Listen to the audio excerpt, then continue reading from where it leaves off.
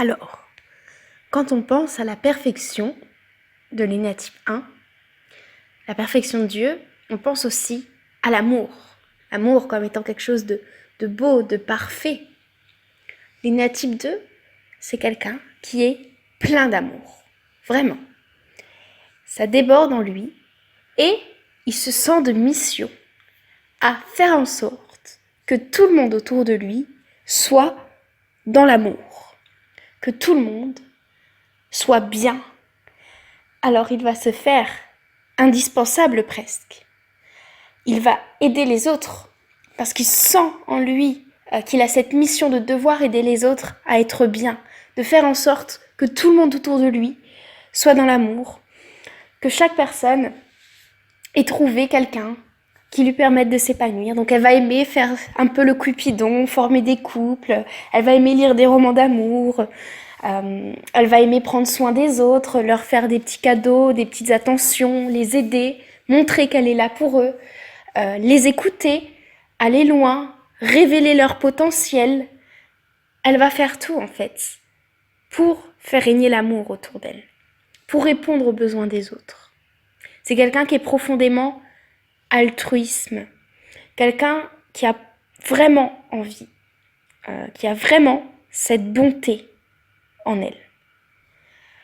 Le problème, c'est que derrière cette envie irrésistible d'amour, en fait, pour que les autres aiment et pour aimer les autres, il faut aussi qu'on reçoive de l'amour, parce qu'on est là aussi, on existe, donc on a besoin d'amour, on a besoin d'être reconnu, on est là, tout simplement. Alors en fait, le problème, c'est qu'elle ne veut pas voir ça. Elle se dit mais non, je suis pas comme ça quand même. Moi, j'aime les autres juste parce que je suis bonne de nature. Je veux leur bonheur, je veux leur bien, je veux qu'ils soient dans l'amour. Mais moi, j'ai pas besoin de tout ça. Hein. Moi, tout va bien. Mais oui, bien sûr. Parce que derrière, dans ces actes d'amour, ce qu'elle attend, c'est qu'on l'aime en retour. Hein. Parce que si du jour au lendemain, on se met à l'ignorer, on lui dit plus merci pour les petits plats, merci d'être là, merci de m'écouter, qu'on lui offre rien, qu'on lui fait rien en retour, alors là,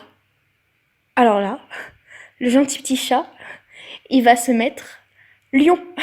Parce que il va sortir ses griffes, ça va pas aller du tout. Comment ça, rien? Moi je suis là, je fais tout pour toi, toi tu fais rien, qu'est-ce qui se passe? Je comprends pas.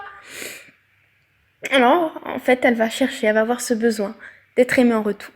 Ce besoin qu'elle va avoir du mal à assumer. Elle a du mal à assumer que elle aussi, elle a besoin d'être aimée.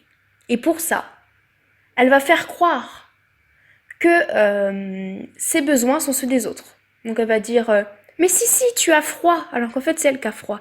Elle va dire mais si, regarde, je vais t'aider, alors qu'en fait c'est pas l'autre personne qui a besoin d'elle, c'est elle. Elle va comme ça projeter en fait tous ses besoins sur les autres. Pour justement pas voir qu'elle en a. Parce qu'elle a en elle un manque de confiance, elle a en elle un manque d'amour d'elle-même surtout. Et tant qu'elle n'a pas ce retour, elle va se dire que, elle, finalement, elle n'est pas si importante que ça. Alors bien évidemment, c'est faux.